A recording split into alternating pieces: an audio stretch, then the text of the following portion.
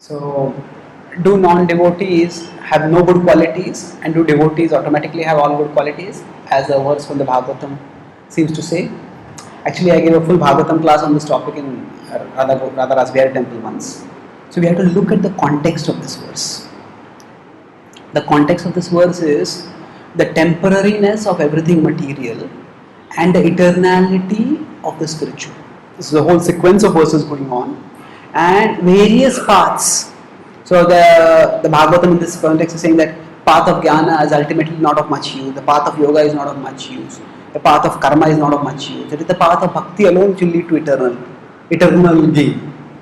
So in that context, the Bhagavatam is saying that what is the value of good qualities? And the path of jnana is given in scripture itself.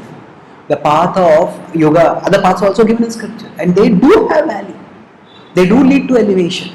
But from the ultimate point of view, they cannot satisfy the heart's longing for love. Yayatma suprasidati. That cannot happen. But contextually, they do make a difference.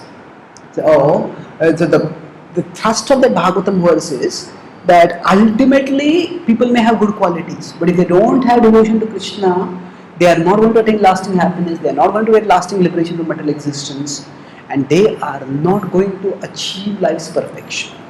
So it is from the ultimate perspective that this discussion is talking about. We see in the Bhagavad-gita itself, when Krishna talks about a Brahmana, he talks about the qualities of a Brahmana in 18.42, and he says, Shamodamastapa shaucham, Shantirarjamamacha, Jnanam Vijnanam Astikyam, Brahma Karma Subhavacha. He's giving a list of qualities. This is the qualities of a Brahmana, and it does not mention bhakti as a quality of a Brahmana. He talks about several lists. He talks about the qualities of Daivi Prakriti in the 16th chapter, and he does not mention bhakti as one of the qualities over there. Abhayam Sattva Samshuddhir Jnana Yoga 16.123. He doesn't talk about bhakti. So now he's talking about, and there are examples of Brahmanas who have other good qualities but who do not have bhakti. Now in the Bhagavatam they are reproached, but it's possible that there can be people who may be intellectual, there can be people who may be disciplined, there can be people who, as you say, are humble, who may not be devotees. So we cannot use this verse to claim that nobody who is not a devotee has any good qualities.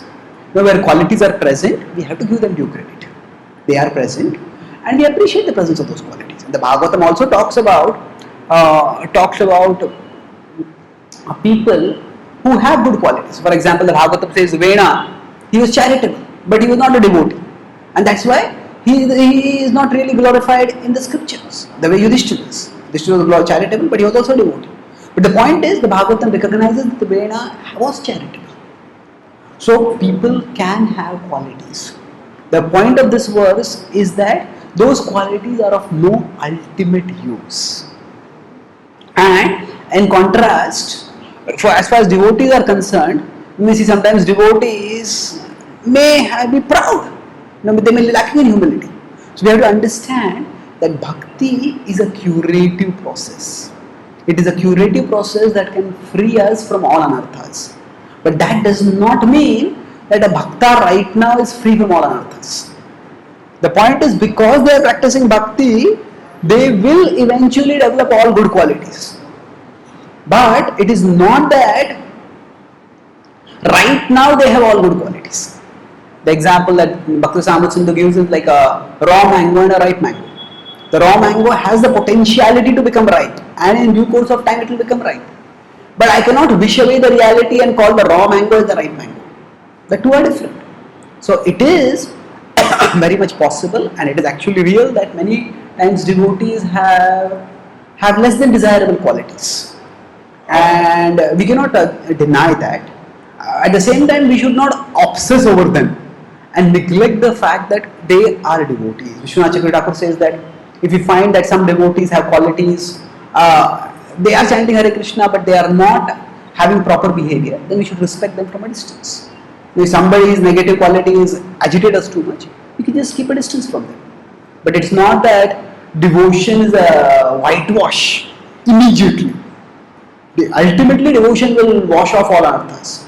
But right now, as bhaktas, we have to recognize that this is a curative process which will take time, and in the intermediate we have to function in a way in which we are productive and whatever we are part of is productive. Now if somebody is an irritable person, now if we put them in leadership position, it's going to be a big problem for everyone, for them and for others. You cannot say that because they are devotees. So if people right now may have certain qualities, may not have certain qualities, and we need to engage everyone according to what the way they have qualities, and presently we need to deal with people based on what kind of qualities we can gel with. So there's another principle is Sajatiya Shastric Sangha, that Rupa Goswami says that we should associate with like-minded devotees. That means if certain devotees have certain qualities that just disturb us too much, then we need not associate with them. If we can associate with those who are like-minded, those whom we can understand, we can relate with, those whose wavelength matches with us, and in that association we will blossom.